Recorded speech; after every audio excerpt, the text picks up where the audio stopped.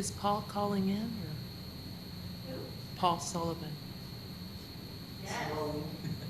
Or we're going to call him? I will hold him. You have exactly 30 seconds to start this meeting.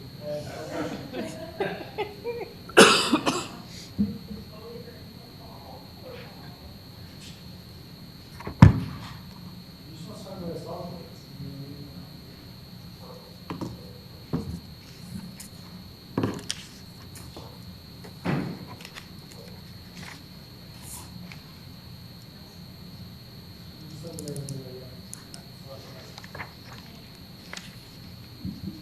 If you join by phone instead of Zoom.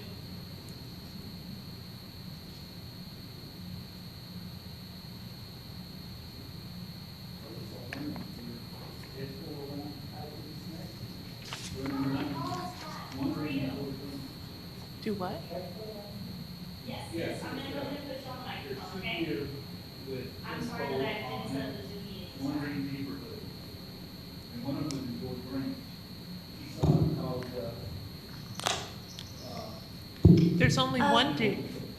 Paul, will you say something just to make sure we can hear you on the microphone? 1, 2, 3.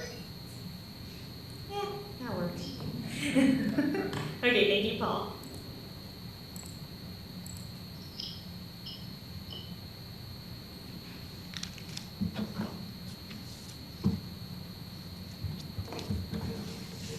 All right, it is. Woohoo. Good. Good now? Okay.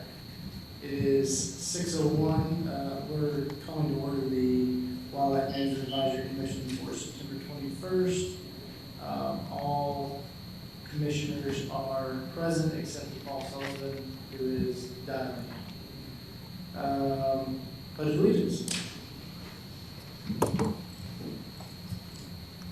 Pledge allegiance to the flag of the United States of America, to the republic which it stands, one nation, under God, indivisible, with liberty and justice for all.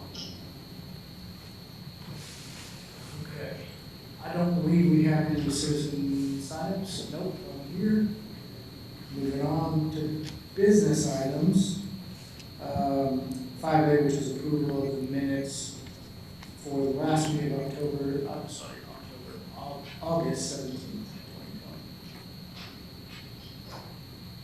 I have a question on the minutes, Okay?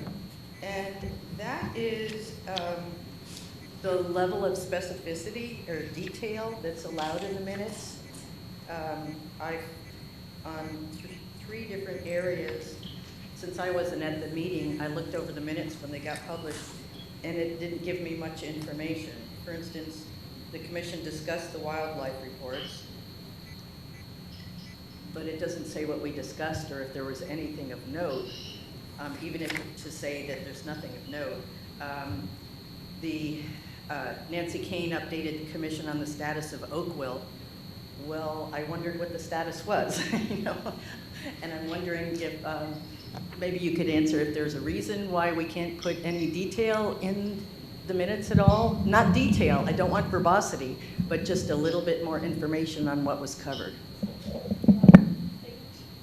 Because this just seems like a reiteration of the agenda. Am I on now? Okay. We do basically minutes that reflect the actions that were taken. Oh. We do not go into detail on discussions unless there's some detail in that discussion that needs to be memorialized in minutes. So for instance, we can't get the status of the Oakville in the minutes? We do all of our minutes in this manner. Okay. All right, thank you. Okay. I think Kat has something else that she would like to say.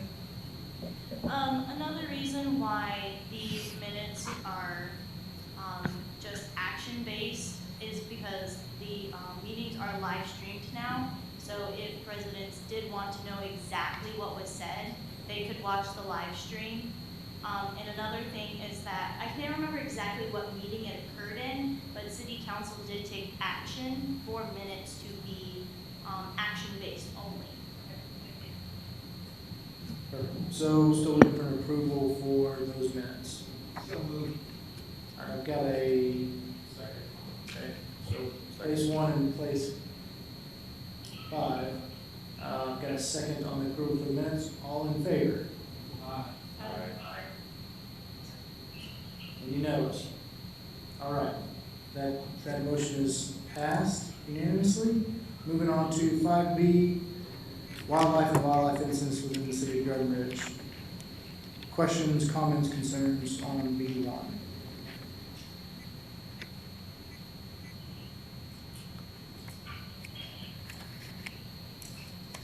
Going once.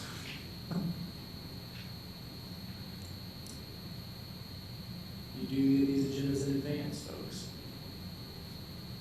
Anything you want to talk about? Vehicle, You might. lie down in. No, it's not. I don't see it red.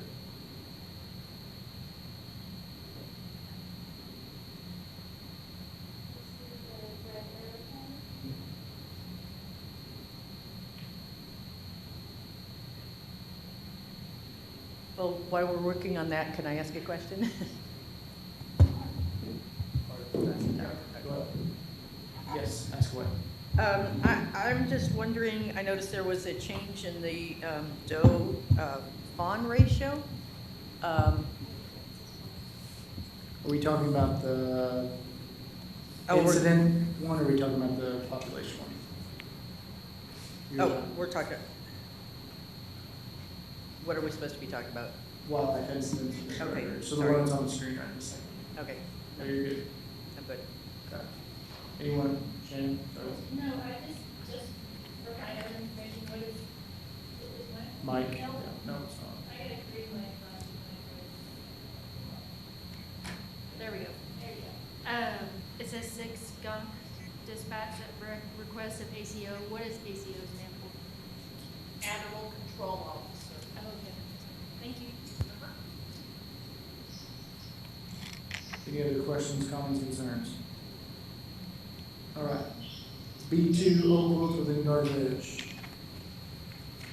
I know that Nancy had briefed us last time on the trenching of the kind of area around Paul Davis Park, and into Paul Davis Park.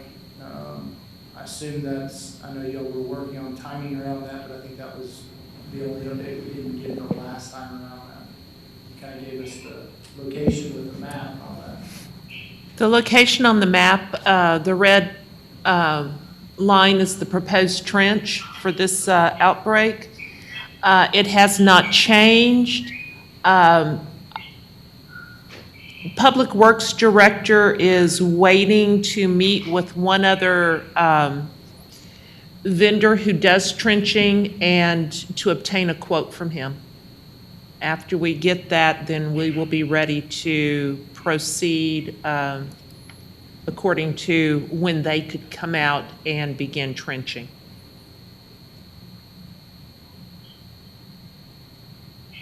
Any other questions about the road? We don't have any other identified or possibly identified trees. No, in the city. no. Just what's within the red outline.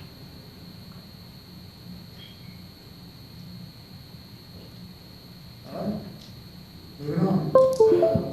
B3, Advisory Commission activities and projects, city or state wildlife management, future education training sessions. I know that I don't think we have any outstanding commissioners' activities, as far as I'm aware. I know that, well, I take that back, I lied. Paul does have an outstanding initiative around the hog traps. Do you want to let him, Kat, you want to try to get him up and talking about that? About the fall. Oh, did I miss it? I'm sorry. Yes, of course. I'm sorry, I'm too quick. I'm a little too quick here, sorry. Okay, so I think we're good on activities and projects. We'll talk about his here in a second. Future education training sessions in the Grapevine. I know that we had one in there the last time around. I think it was either fawning season or rut. I'm not sure which one it was. I talked to Ben, and he's done quite a bit of research on chronic wasting disease, Okay. and I was hoping to possibly put it on the agenda for the next meeting to have him come and talk about it. And then he can give me some notes for something they can provide for the Grapevine article. Okay. Kat, I know you have a timeline usually, which is as of yesterday. It's been moved to Friday, which has been nice, of the week that we're having these meetings. Is that still the case? I hate to say it, but this month, no. It was I yesterday. have already finalized it. I'm working on my last article. So I don't have room for the October Grapevine. But I can definitely make sure there's space for November if you'd like. Okay, thank you. Okay. We can add that to the future agenda items. I'm sorry, can I say one more thing? Yes. If you would like to just put something on social media though, as a standalone item from the commission, that is an option that we can post on Facebook and Nextdoor. Okay, thank you. All right. Anything else that y'all want to talk about around commissioners' activities, state wildlife management, or future education training session?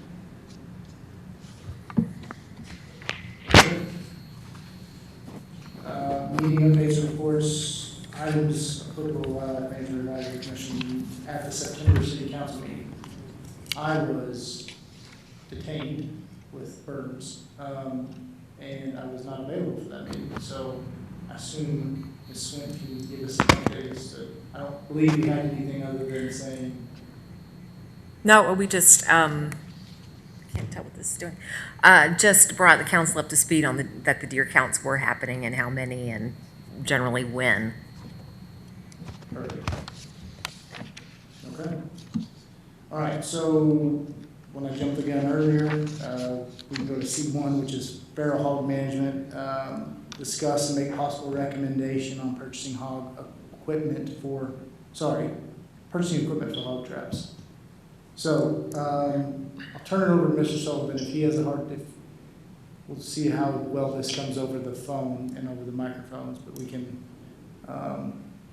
you can kind of get a gist of, it's in your packet, there's some information around kind of costs, and we talked generally about it the last couple of meetings, but I'll let you take it away, Mr. Sullivan.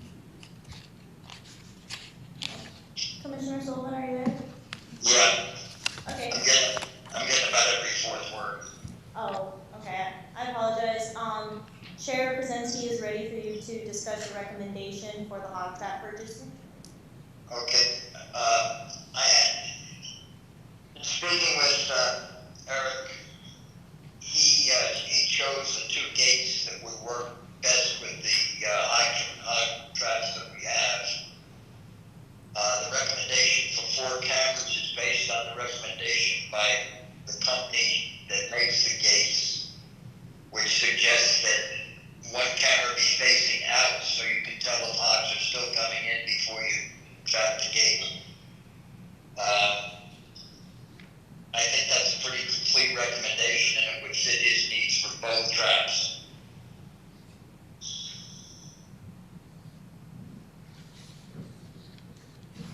Questions? Do you know what the monthly charge is for the 4G cellular service? No, the city currently has a plan, a cellular plan, so it would be added on to, would just be another cell phone added on to their cellular plan. Who's the provider for that camera? Is it AT&T, Verizon? I can answer that, Commissioner Sullivan. Yeah, The city uses Verizon for their tablets, working within the city. For the camera? Right, but if Eric discussed putting this on the same plan, we use Verizon. So that is what this camera would be attached to. Okay, no, maybe you're misunderstanding. So it's got a 4G card in it, and that SIM card is based off of, whichever provider's technology, and AT&T and Verizon are pretty close, well, they're the same, frequency. But if that camera has a card that was produced specifically for AT&T, you'll never be able to put it on a Verizon network. That's what I'm asking. Okay. I don't think we have that answer. Okay, that may be something we need to look into then. Yes. I didn't get the question, so Hey, Paul, I can talk to you about that later. okay.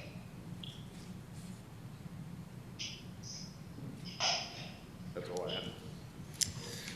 All right, any other questions? I'm sure I'll have questions about the gates. If you have a second, we could probably look them up. There's not a, I know that we've seen some pictures before from Mr. Sullivan. They're not referenced here today. There's more of an invoice style estimate, but they're called Hog Boss Gates LLC. Pretty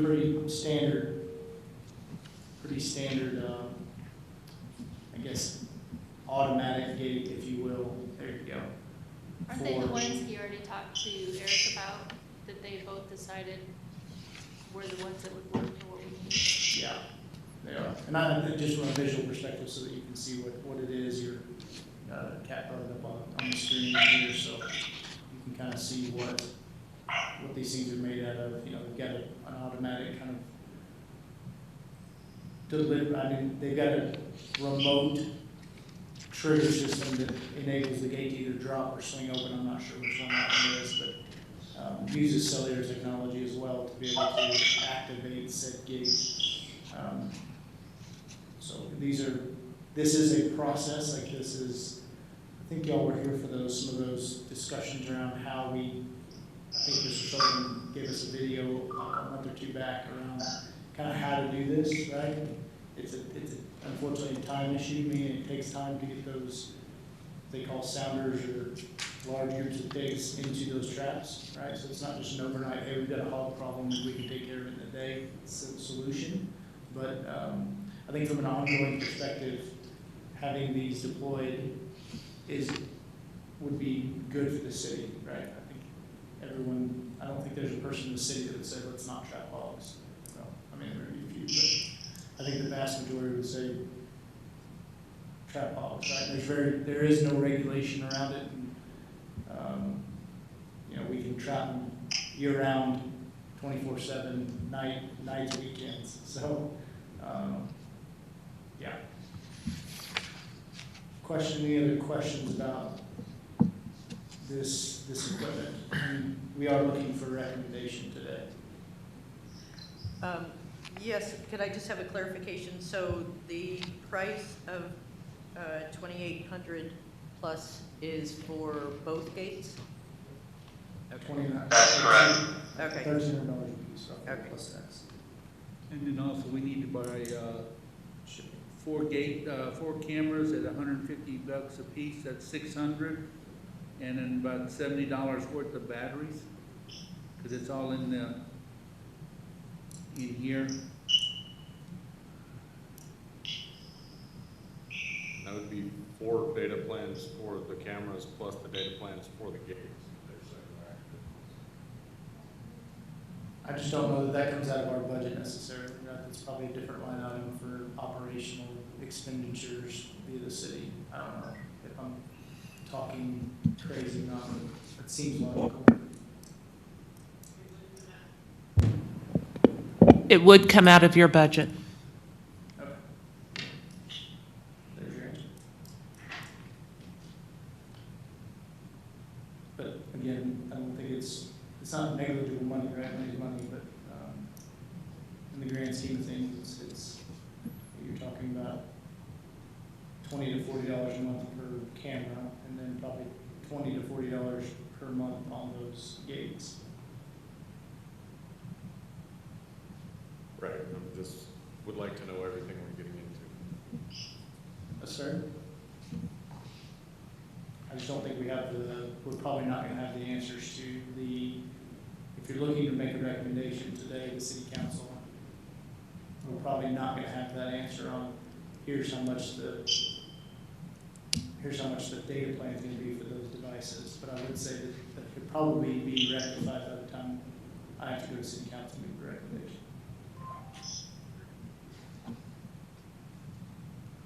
I move we purchase 4 game cameras and $70 worth of batteries and $2,829.97 for the 2 gates. And recommend that the city purchase those for both the 2 hog traps we currently have within the city. Okay, so I've got a motion, very long motion, but I'll shorten it up a little bit. Hold on. To purchase the Hog Boss gates, cameras, and batteries, along with any other equipment needed for it. I assume that means the data plans. And I've got a second. I don't know that, can Paul second this if he's over the phone? I'm not trying to be overly technical here, but I just, Technically, no. okay, so I've got a second. Second. Position 3, I've got the recommendation or the motion from position 1. Not all in favor, but is there any other discussion?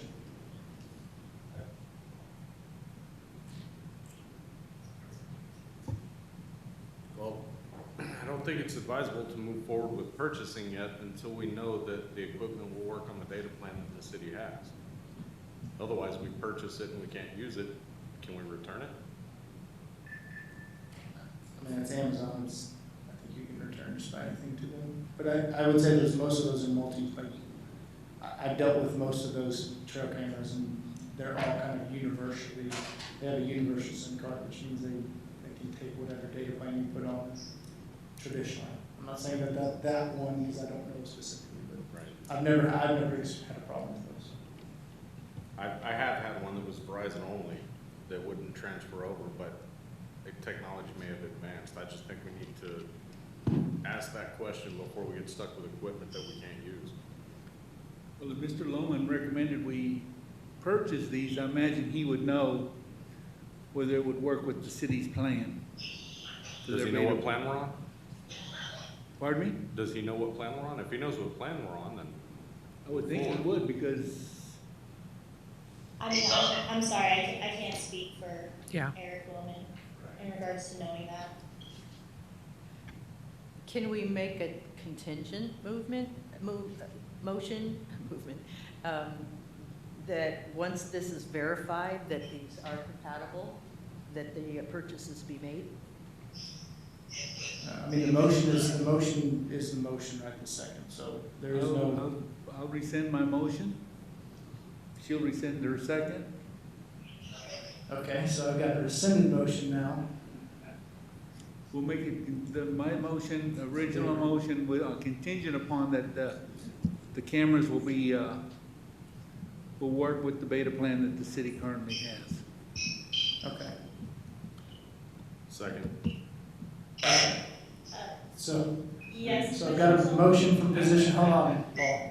I've got a motion from position 1 to purchase the, Another chance to act on that, we'll know the answer to it. hold on, Paul. Yes, Paul. So I've got a motion, position 1 has made a motion to purchase the equipment needed for the hog traps, gates, and data plan contingent that it works with the city's current data plan. And I've got a second from position 4. Any other further discussion about that motion? Okay. So, Paul, do you have anything you want to say, if you can hear me? Is that me? Yes, Chair Krasinski is asking if you have anything to add to this item. Just that we'll have an answer as to the compatibility before the city council has an opportunity to act upon it. Fair enough. All right, so Thank you very much, Paul. no further discussion. All in favor? Aye. Aye. That That's unanimous, that motion passes. We will recommend to City Council that we purchase the equipment from Hall Boss Gates and trail cams and batteries contingent upon it working with our current data plan with the city. All right.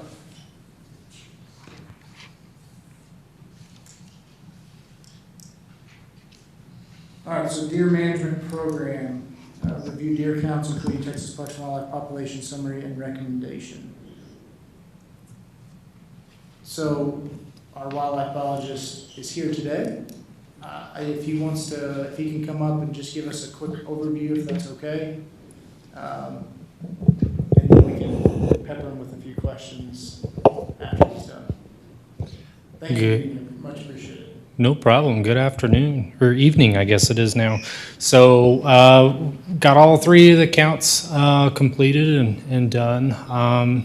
As you can see there on the table, the things that are important to point out, I think, are the density estimates for this year, highlighted there on the left on the second table. Acres per deer, that's estimated at 2.5 this year, which is slightly indicates an increased population just slightly over last year, which had a density estimate of 2.98 acres per deer. And so the next thing I think that's important is the fawns per doe ratio. This year is a little bit higher than last year, and it's higher than the 5-year average for the city as well. So that's 0.67. So there are, for every doe out within the city, it's estimated that there's 0.67 fawns. So roughly a little, just under 70% of does are going to have fawns this year. The 5-year average is 0.57. For your fawns to doe. So basically that means there's an increased recruitment going on this year. There's more fawns on the ground this year as opposed to the, in this case, long-term 5-year average, which I think is something to keep in mind, meaning that going into next year, there are going to be a significant increase in number of does that are capable of breeding. So, yeah, so that's kind of the important thing there. On the document I sent you guys, I've added a couple graphs just to kind of show the density over time as well as the fawn-doe ratio over time. And then I ended up with a table and graph just kind of showing if the commission was to decide on removing any deer or anything like that, kind of how that would impact the population. So I've got a graph and a table on the last page there that kind of just shows that estimated population size going into next spring and next fall, an estimated number of deer for the city. Obviously, it's just an estimate. There are an infinite number of things that could happen that could alter those numbers. It's just the trends there that that I think are helpful in this case. So the important thing on this graph, the final graph there is the dashed line represents the current estimated total number of deer. What you'll see is kind of where the blue line, which is the estimated fall population based on number of deer removed from the city, and where that line crosses the dashed line, obviously kind of represents what you would need in order to just maintain the population as is right now. So. Okay. I think that was pretty concise and accurate summation of the kind of deer counts and what we've gone through historically and kind of where we are today. So thank you. Thank you again for being here. Do we have any questions?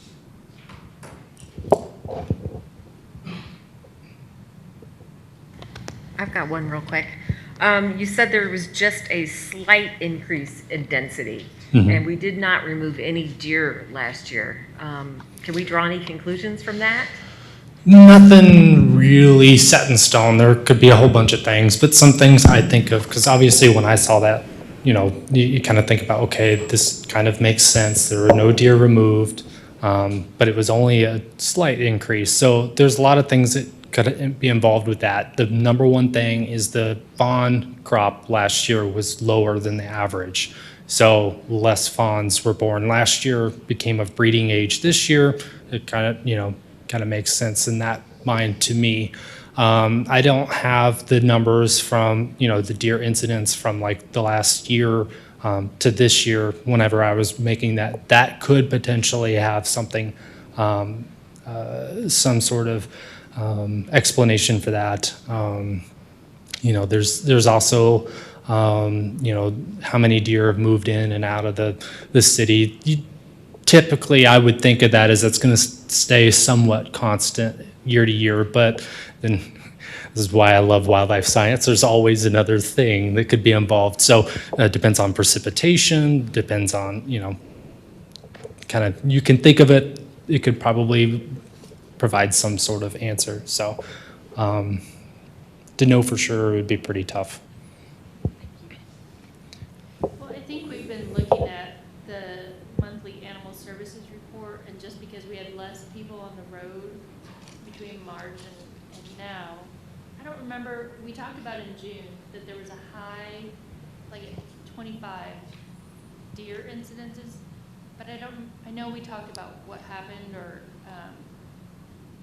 but anyway, if you look at the numbers, they're definitely lower in like April, May. So I guess it makes sense too that we would have a higher deer or lower deer per acre density. Am I saying that right? Right, yeah. Yeah, so the density, the population is more dense, I guess is another way to think of it this year. So yeah, it's kind of backwards thinking to what we would normally think about through the day. So I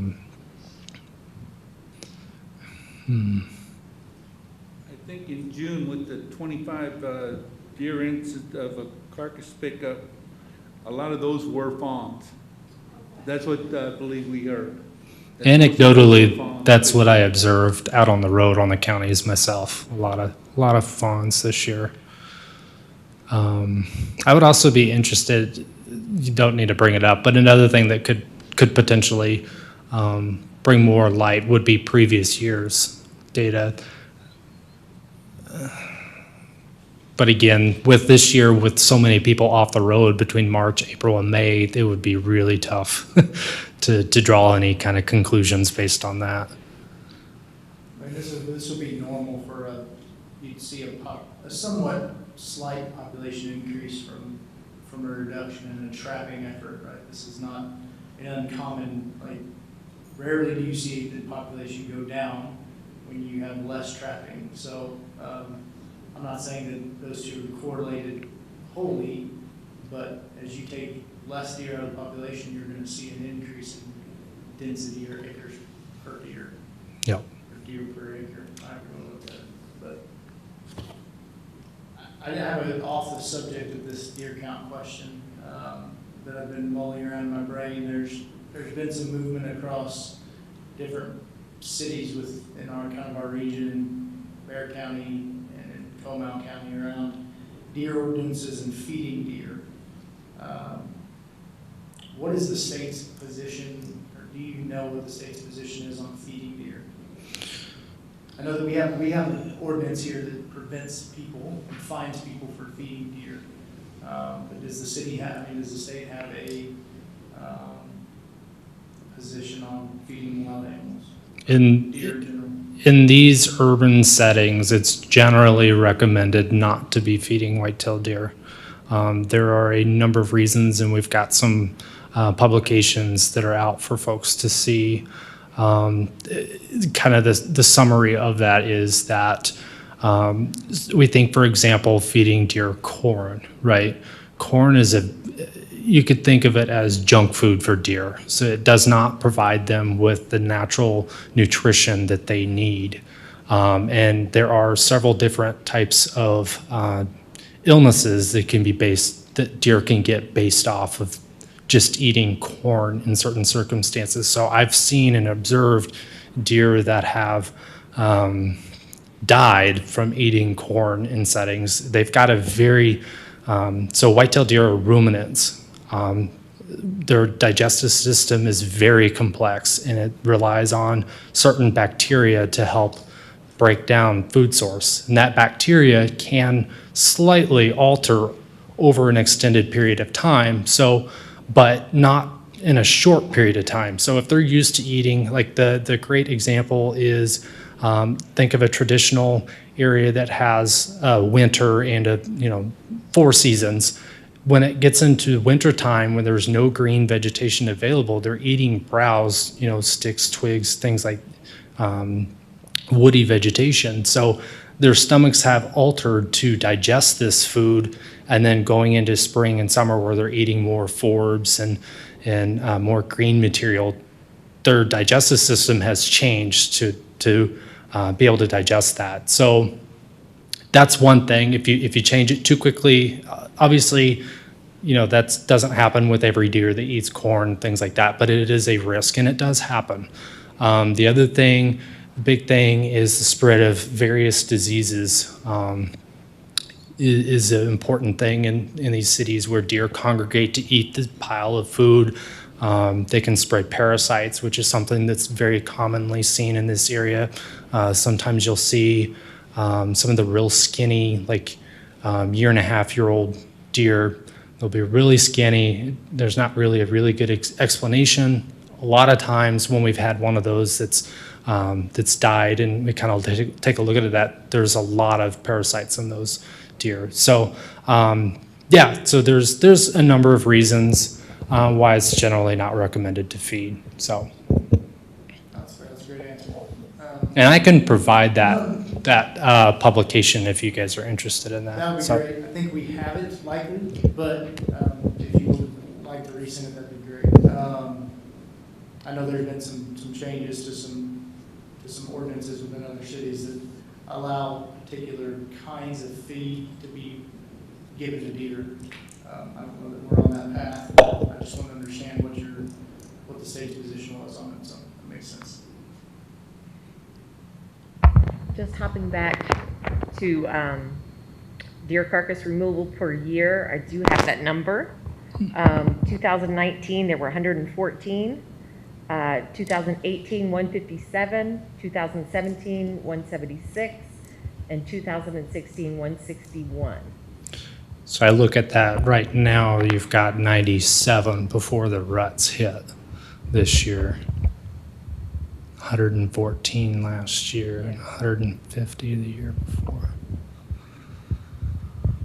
Yeah, we'll likely see a bit of an increase. I think you'll see a slight increase, but I guess without actually looking at it, I doubt you would see a significant increase. So, I think we were very focused on the deer vehicle collisions, right? yeah. The natural predation events and disease and sickness which happens, and some of that fawn predation or just fawn death that we saw in June. I think what we were mainly concerned about is trying to get that deer vehicle collision number down. Yeah. And another thing to add about that fawn to doe ratio, that with it being that high indicates that a large number of those fawns survived this year to what's generally considered their most at-risk time frame. Once they get to going into fall, losing their spots, generally their mortality isn't going to be near as high as it was as they were really little. The exact estimate for this area, I don't know off the top of my head, but In urban settings, it's what, 60+%, something like that make it to year one. Across the Edwards Plateau ecoregion area, it's generally a good goal is 50%. So figure a little bit more for urban. I don't know if they're. I thought they had some urban numbers a while back that we had heard, but it's been a while. Yeah, I don't know of any any recent studies off the top of my head with that. You know, Hyman Kyle was doing urban stuff, but it's been a minute since I've Yeah. understood.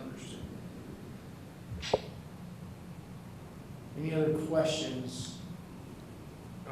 You were along, actually, I think you hosted all of the deer counts. In your observation, what is your assessment of the overall health of the herd here in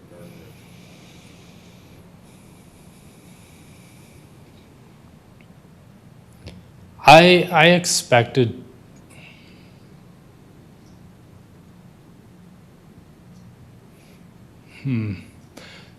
I expected to see some more deer than we did based on previous year's information.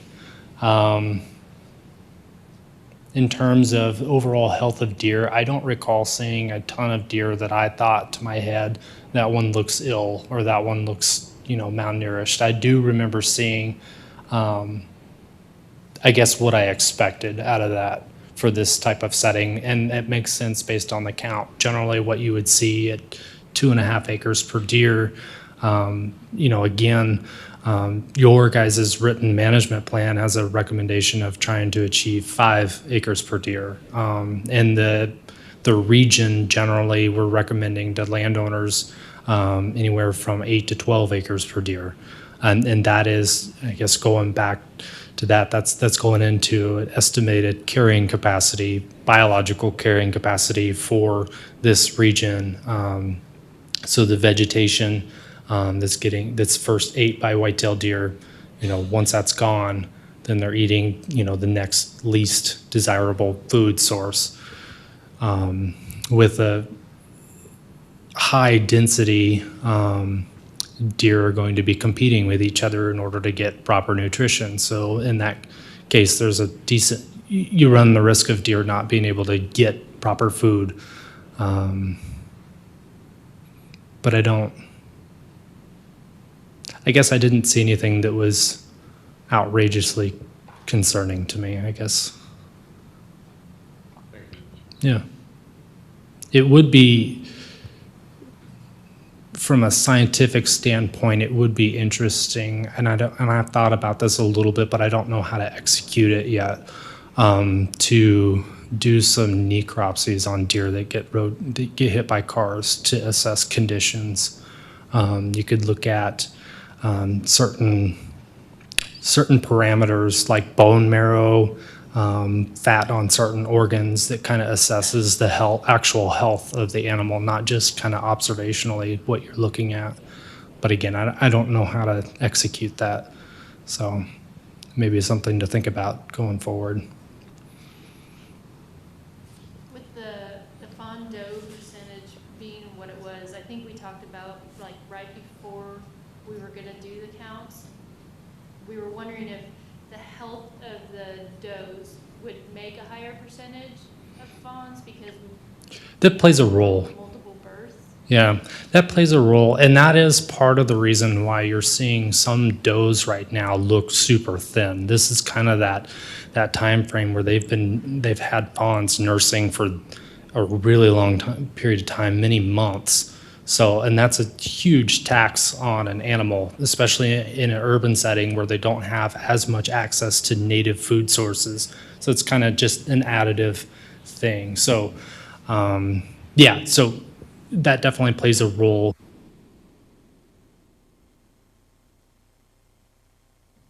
Is his time up?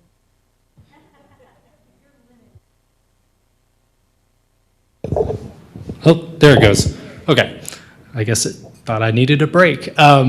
So, get my train of thought back. Skinny does, healthy does.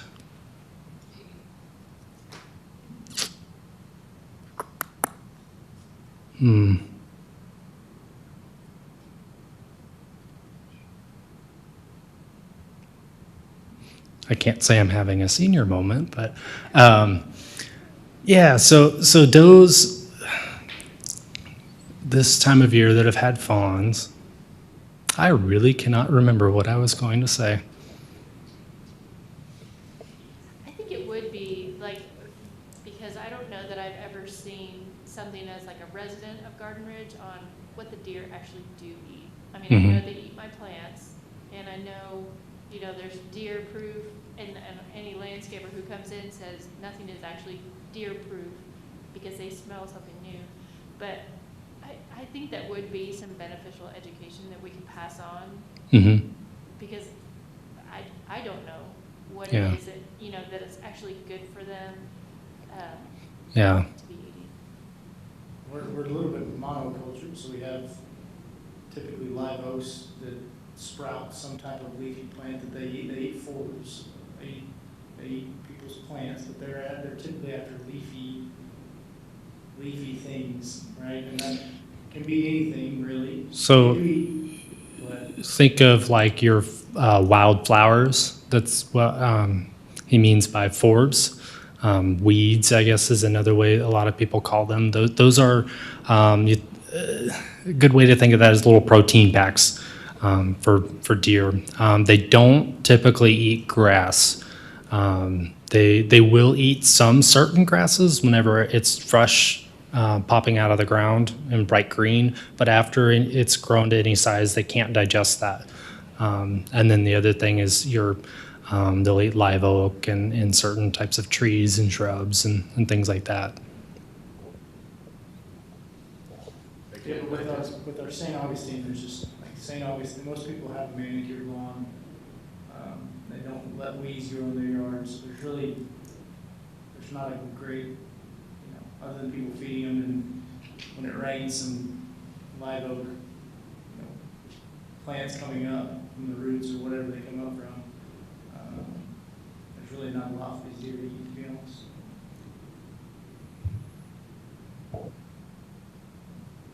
Okay. Thank you for being here. No problem. All right, so I, discuss and make recommendations related to, if needed, the deer management program. So you've got numbers, you've got our population, and this is when we have traditionally given recommendations to city council on trapping. We don't have a place to trap this year, correct? We can still make a recommendation to the city council that we trap. We only got a $30,000 budget for fiscal year 21. So we don't have 50,000 next year, but we can still make that recommendation in case we find somebody who will let us put up a trap. And if we don't, then that money will be left in the city coffers. Roger. Okay. Do you remember where we left off with transport last year? I know Cynthia had identified, she was talking with somebody, Segovia, about transporting last year, and I can't off the top of my head remember where we left. Because of some larger die-offs in West Texas. Okay. But I'm not sure that those have taken place this year, and those opportunities likely would not be quite the same. Ben, maybe you'll tell us more. She's talking about transporting deer to other locations from. So, as of almost a month ago, there were some places that were looking for deer still. I don't know if that's still the case as of right now. Have better luck finding a location if the That- end result is relocating versus. That would be your biggest hurdle, is finding a place. Do they contact you, or how do we go about finding those places? I can talk to the wildlife biologist for that area that works with those landowners. Her name is Mary Humphrey. She's over on the western end of the Edwards Plateau area. I can check with her and see if that's still available. I know October 1st is the beginning of the time frame when you can start trapping, and the other hurdle before that is getting a minimum of 15 chronic wasting disease samples first. but that's something that I haven't had a chance to ask about yet. But a question whether or not the city could utilize roadkill deer as a CWD sample for that. Going back and forth on that. Yeah, Both yes and no. yeah, So I that's, think we just need a good answer from y'all on Yep. yes or no, and then we can, I think, make a plan from that. I think that's a pretty simple ask.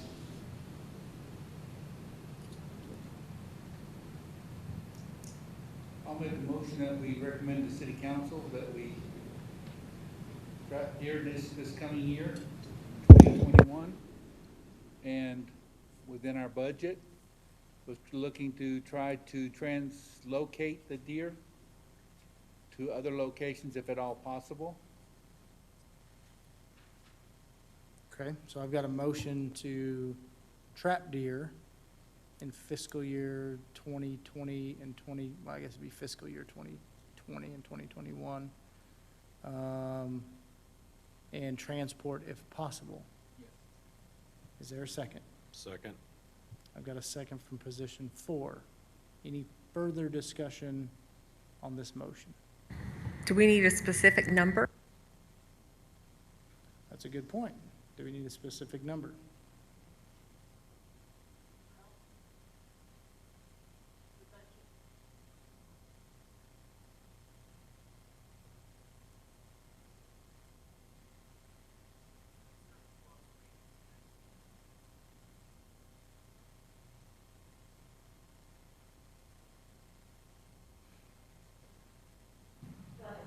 Okay. We do have 30,000 budgeted for wildlife management. However, you are desiring to spend approximately $3,500 on the hog trapping equipment. I doubt that can be accomplished in this current fiscal year. Okay? And then we don't know yet what the data plan is going to cost per month, so those are a few things we need to look at. And then if there are going to be any expenditures out of the Parks Committee budget for training, or in the past, the commission has purchased seeds and trees for various different things that have to do with the parks. So you take that factor all that in, and y'all may only have about 20,000, or possibly, give or take a slight amount. And we're around $100 a deer. No, correct? you're talking 175 plus the testing for the chronic waste. Plus the cost of permitting, plus the administrative fee to our trapper for completing the documents with the state for our permits. So we're looking at less than half of the recommended number.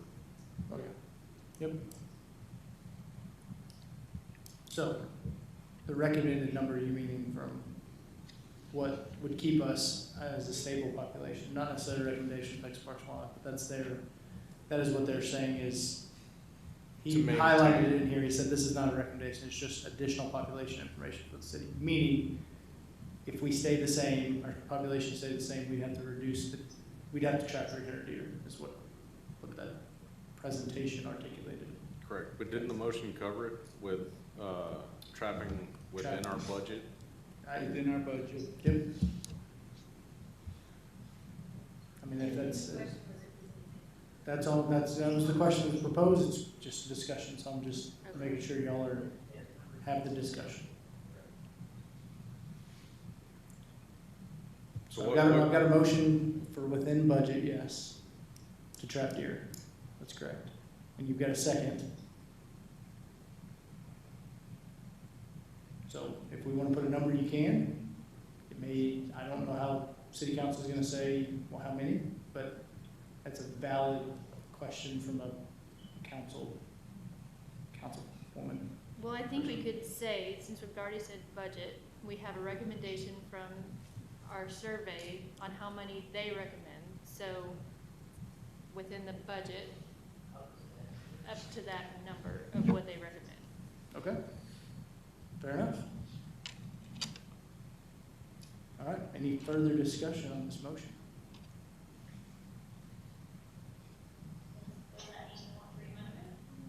I know No, we're not, we're just having a discussion about the number. So there is no, we're not making an amendment to the motion, we're not rescinding the motion, we're gonna push the motion through as is under budget, or to the limit of our budget. That's how we presented to city council. But I just think the question will be. 175. I think you're saying the question will be asked, The what the question number will will be be asked. asked. You So, know, I mean, even if it's just a rough estimate, I know the question would be asked. My rough estimate is 100 deer. that's. What I did is I took the 20,000, took out 1,500 for the administrative fee from the trapper, took out about $1,000 additional for the permitting. I honestly do not remember what the fees are for the permitting. And that left us 17,500 at 175 per deer. That's 100, but then it's going to be less than that because chronic waste disease testing, I believe, was 100 and it's either 125 or 135 for the first 15 deer. Okay, so That's we're not- 2,000. So we're talking,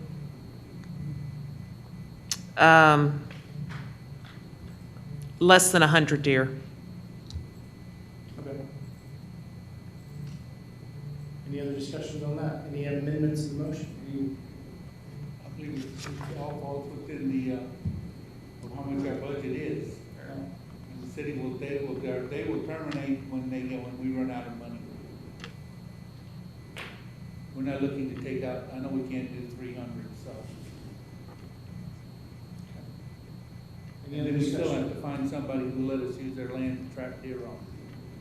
So if we don't find a place, we'll be where we were at last year, and the money just stays. Okay. At least we're doing, I think, our due diligence on what. Okay. Yeah, yep. If you look on your screens, I put up last year's 2019's financial disclosure from RMH, or I don't remember what company we used, but this is what we ended up paying last year. In the 2019 fiscal year.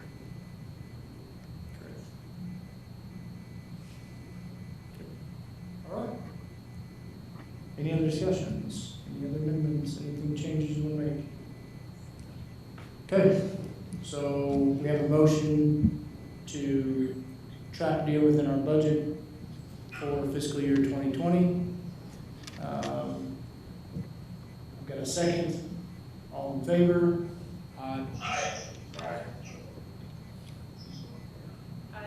Okay, that motion is passed unanimously. We'll make that recommendation to city council at the next meeting. All right, moving on. 3, discuss updates and make recommendations related to a management plan. I'm gonna look to you all and say, like, is there anything you want to change on the management plan? Like, you're gonna shake your head no. Okay, moving on. C4, Parks Committee monthly meetings, discuss updates and make recommendations related to if needed. Has anyone been on the Parks Committee or been to a Parks Committee meeting? Are we supposed to? I mean, I know that's on our agenda, but is one of us supposed to talk to someone on the Parks Committee? I If believe- someone would like to join the Parks Committee, they can.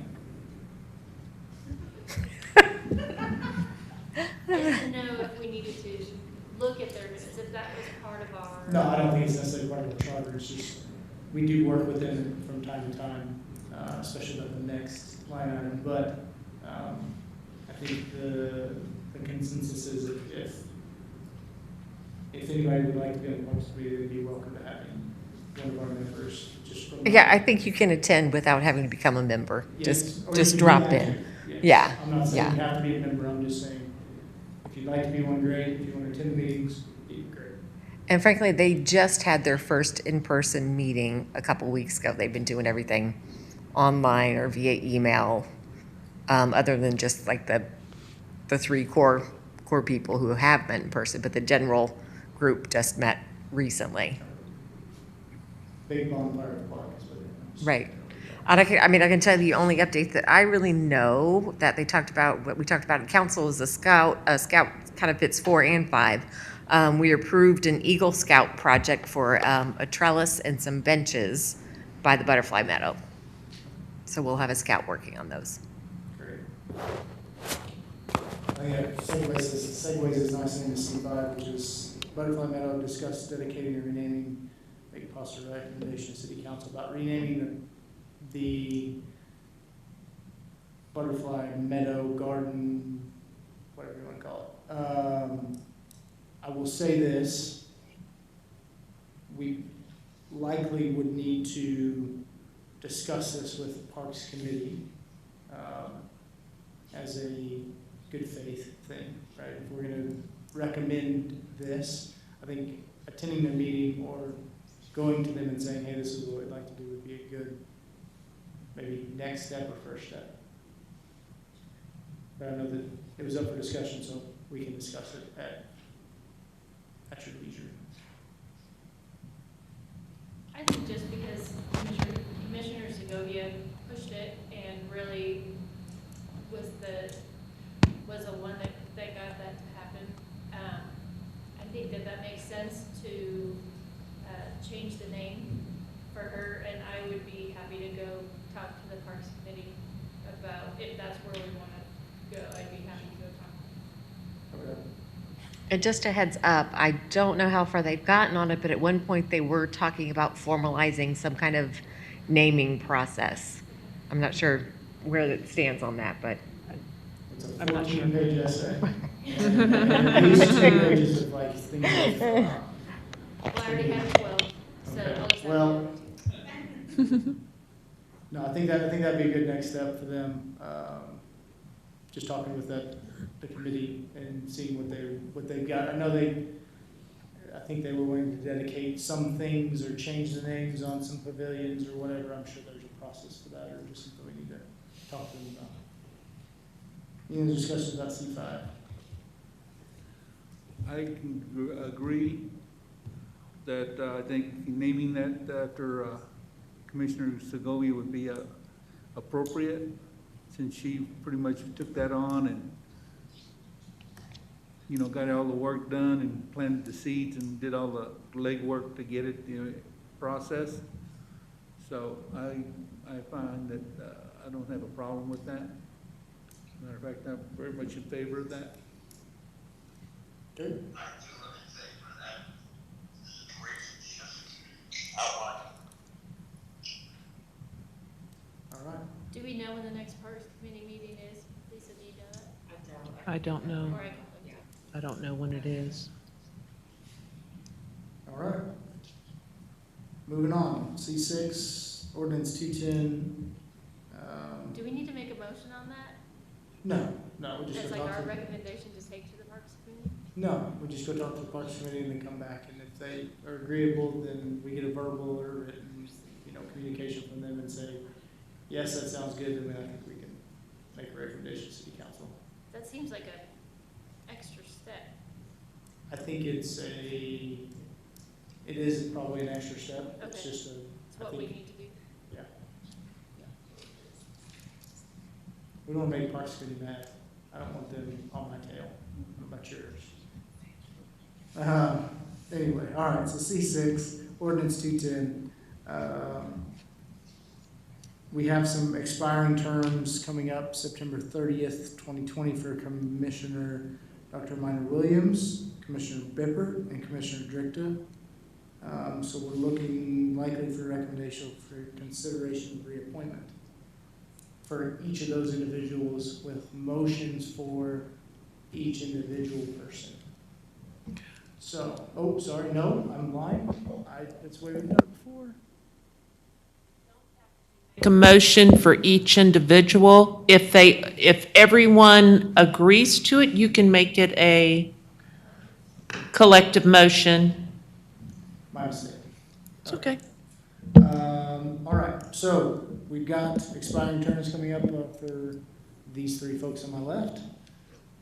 So, any discussion about, I'm happy to continue. okay, As am I. okay. And I move that we accept the three commissioners back on our commission and thank them for their service. Okay, I've got a motion to recommend that we approve the three Reappointment. reappointments. I can't second this. They can't second this. They can, They can second their own appointment? They can, Okay. yeah. I'm looking for a second then. He's not yeah, gonna count. but he's, He's over fine. All right, I second it. All right, so I've got a second from position 6. And is there any further discussion? All I in would favor? like a gift. Oh, I would sorry. like a gift of a city mask. Great, you got one. Congrats. All right, any further discussion? All right, all in favor? Aye. Aye. All right, that's unanimous. We will make a recommendation to City Council for reappointment of our 3 commissioners. Easy. I'm not sure what 6.3 is here related to. Discuss and make recommendations related to application of ordinance provisions to commission members if needed. So do we have anybody who's in violation? We call anybody out? Is that what this is about? Okay. That'd be more fun if we did. No? All right. Okay. D1, input on agenda items. I know Commissioner Bippert, you had something you wanted to put on the future agenda item, and I forgot what it was. CWD. Okay. Get our fine biologist to do a presentation on the chronic wasting disease. Okay? And we can figure out a time with him on when that works. And maybe we can publicize that, as you mentioned. Okay. Any other agenda items y'all want to add? Do you need to add the parks? No, I think that's just a discussion. We'll Okay. just leave that one agenda item on there until we get it resolved. All right, anything else? Okay. So the next Wildlife Advisory Commission will be October 19th, 2020 at 6 p.m. And that's still accurate, right, Kat? Good, perfect. All right, citizens comments period. We've got 20 minutes here slotted for this. So if you'd like to come up and talk, this is your time. I've got 2 folks in here. So if you want to come up and say something, please come up. Name and address, please.